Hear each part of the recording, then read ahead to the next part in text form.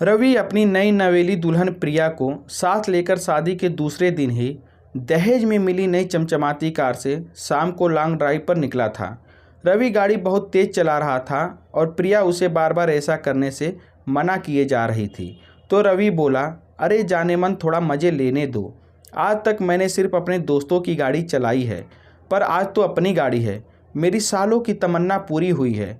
मैं तो ये गाड़ी खरीदने की सोच भी नहीं सकता था, इसलिए तो तुम्हारे पापा से इस गाड़ी की मांग करी थी। तो प्रिया बोली, अच्छा वो सब तो ठीक है, पर तुम म्यूजिक तो कम रहने दो। इतना कहकर प्रिया ने गाड़ी में बज रहे तेज म्यूजिक को कम कर दिया।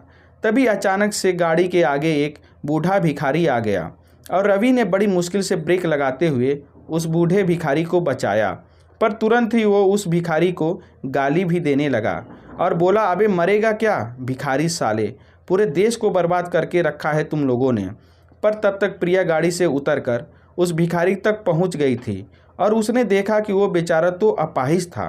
तो प्रिया ने सबसे पहले उससे माफ़ी मांगी और पर्स से 100 रुपये निकाल कर उसे देकर बोली, हमें माफ़ करना काका, वो हम बातों में ज़रा खो गए थे। पर आपको कहीं चोट तो नहीं आई ना? ये पैसे आप रख लीजिए और हमारी कल ही शादी हुई है, आप हमारी तरफ से मिठाई खाइएगा और हमें आशीर्वाद दीजिएगा। इतना कहकर प्रिया ने उसे साइड में फुटपाथ पर ले जाकर बैठा दिया और भिखारी भी उसे दुआएं देने लगा। फिर प्रिया वापस गाड़ी में आकर बैठी तो रवि बोला, तुम जैसों की वजह से इनकी हिम्मत बढ़ती है। किसी भी राह चलते भिखारी को तुम्हें मुंह नहीं लगाना चाहिए। तो प्रिया मुस्कुराते हुए बोली, रवि वो भिखारी तो बेचारा मजबूर है, इसलिए वो भीख मांग रहा है, वरना कुछ लोग तो सब कुछ होते हुए भी भीख मांगते हैं दहेज के नाम पर।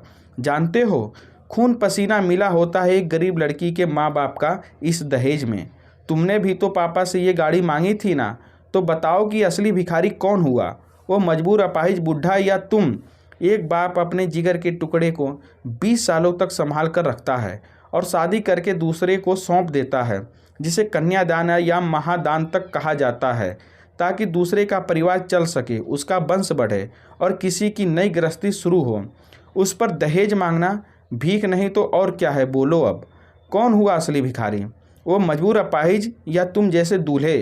प्रिया के बातें सुनकर रवि बिल्कुल खामोश हो गया था और नीची नज़रें किए हुए शर्मिंदगी से सब सुन रहा था, क्योंकि प्रिया की बातों से जो तमाचे उसे पड़े थे उन्होंने उसे बता दिया था कि कौन है सचमुच का भिखारी।